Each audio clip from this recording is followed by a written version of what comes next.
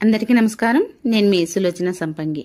కాంబయోటిక్స్ అనే వెస్టేజ్ కాంబయోటిక్స్ లో లాక్టోబాక్టీరియల్స్, బిఫ్టోబాక్టీరియం, అలాగే 2 రకాల బిఫ్టోబాక్టీరియమ్స్ ఉంటాయి. అలాగే ఫ్రక్టోబాక్టీరియం.